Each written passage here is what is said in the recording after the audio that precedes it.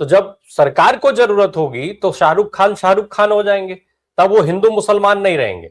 और जब जरूरत नहीं रहेगी और तब इस टाइप के जो ये अराजक तत्व हैं समाज के, ये हिंदू मुसलमान में लोगों को बांटने लग जाएंगे। ठीक बात है सके भाई की कि भाई आखिर जूही चावला को क्यों नहीं ये सवाल किया जा रहा है? शाहरुख खान से पहले जूही चावला को इस सवाल को कर लेते, या शाहरुख खान के साथ जूही चावला को भी लिखते कि जूही चावला तुरंत जो है इसको वापस करो, टीम को छोड़ो, इत्यादि इत्यादि इत्यादि जो भी सवाल थे।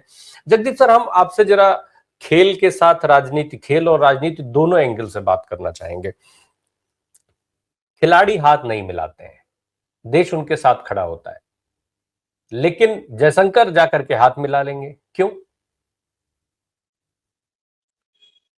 राम प्रकाश जी, जहां तक खेल का सवाल है, पहले तो हमें ये इसमें बड़ी स्पष्टता से इस लकीर को समझ लेना चाहिए कि खेल जो है और जो गेमिंग है उसमें क्या फर्क है। स्पोर्ट्स एंड गेमिंग में क्या फर्क है? Cricket is a game, is not a sport.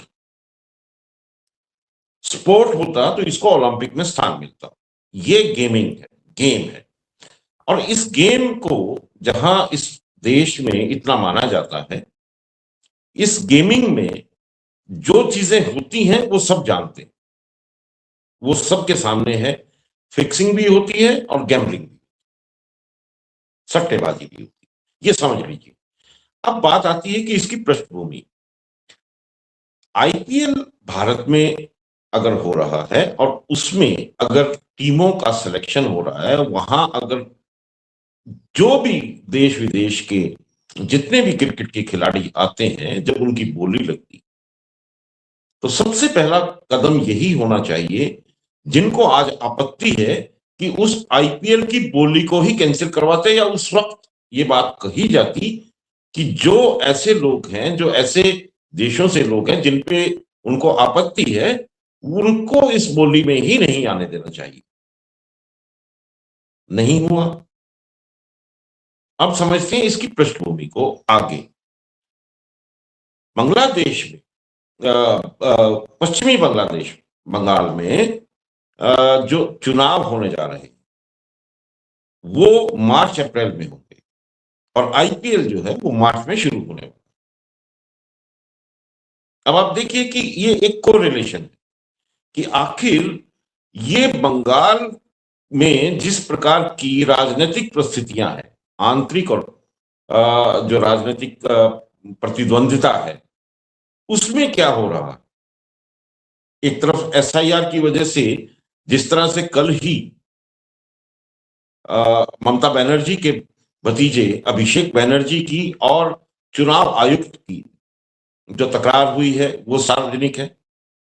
जो वहां 32 लाख के करीब जिन लोगों के नाम के लिए जो वोटर लिस्ट में एसआईआर के तहत काटे गए हैं और जिनकी सुनवाई के लिए दोबारा बुलाए गए हैं, वो एक मुद्दा चल रहा है। उसके अलावा जो एक बयान अभी दिया गया है गृह मंत्री अमित शाह के द्वारा कि हम बंगाल का पुनर्जागरण करेंगे, हम सत्ता में आ रहे हैं, हम बंगाल में सरकार बना रहे हैं, और बंगाल का और बंग पुनर्जागरण की बात वो कहते हैं। उसके साथ साथ अगर मान लीजिए इस प्रकार की ट्रोलिंग और इस प्रकार की ये जो बातें हैं, ये जो भड़काई जा रही हैं, ये किस लिए भड़काई जा रही हैं? ये सीधा सीधा एक राजनीतिक, इसको कह लीजिए कि रणनीति का एक हिस्सा है, जिसको ये कहा किया जा रहा है। और कौन कर रहा है? हिंदू महासभा। मथुरा में हिंदू महासभा की वो एक नेत्री अचानक प्रकट हो जाती है।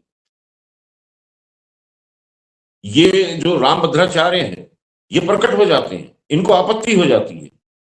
देवकीनंदन ठाकुर हैं, कथावाचक हैं, उनको आपत्ति हो जाती है। किस लिए? क्योंकि ये सारा एक इकोसिस्टम का हिस्सा है, और किस प्रकार से इस भट्टी को और ज्यादा भड़काया जाए उस राजनीतिक लाभ के लिए, ये उसी का एक हिस्सा है, ये वो उसकी एक रणनीति है। इसको उसके अलग से करके नहीं देखा जा सकता। जहां तक खेल का सवाल आता है, आपने आपको मालूम होगा कि बांग्लादेश के साथ जो क्रिकेट की शुरुआत हुई वो 2000 में हुई। पहला टेस्ट 2000 में खेला गया। बांग्लादेश की टीम के साथ। उसके बाद से अगर क्रिकेट की बात करें तो 14 टेस्ट बांग्लादेश के साथ खेले गए। कितने ओडीआई खेले गए? 17। और नहीं, ओडीआई 42 और T20 17 खेले गए। तब किसी को आपत्ति क्यों नहीं हुई? तब ये लोग कहां थे?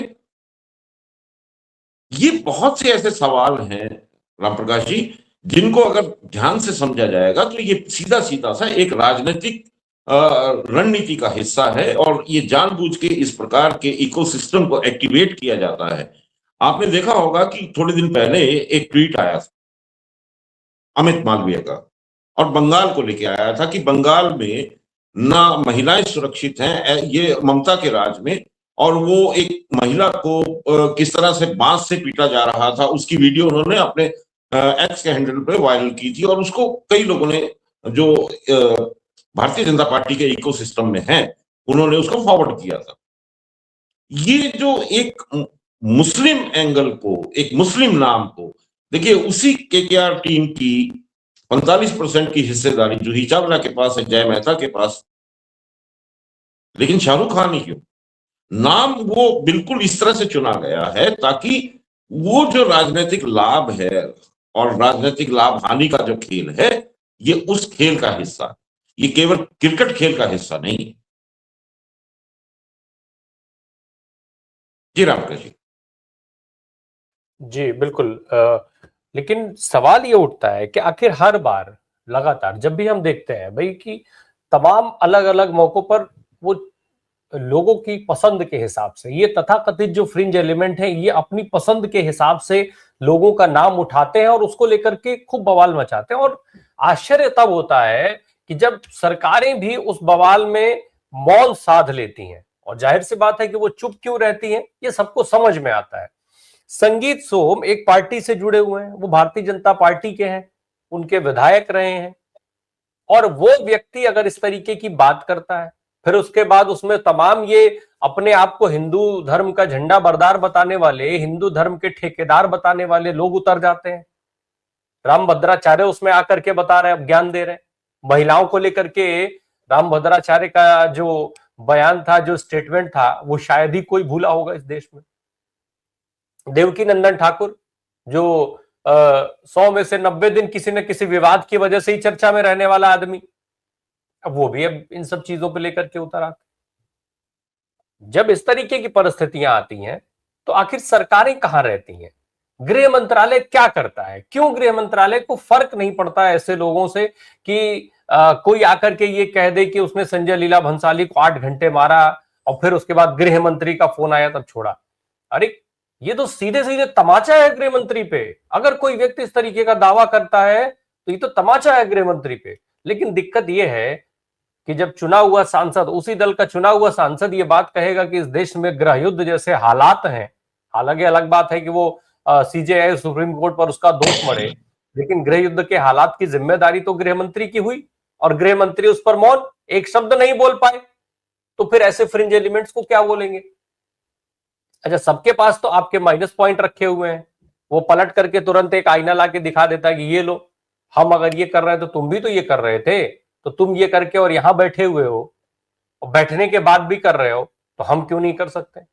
तुम ही हमारे आदर्श हो, तुम ही को हम आदर्श मान रहे हैं और उस पर हम कदम आगे बढ़ा रहे हैं।